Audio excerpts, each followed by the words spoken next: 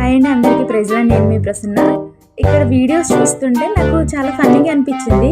మనం కూడా క్లాస్లో టీచర్ చెప్పేటప్పుడు కొంచెం బోరింగ్గా అనిపిస్తుంది, క్వశ్చన్స్ ఎక్కడ అడుగుతుందని భయంగా ఉంటుంది. ఈ కిడ్ కూడా అలానే బిహేవ్ చేస్తారు.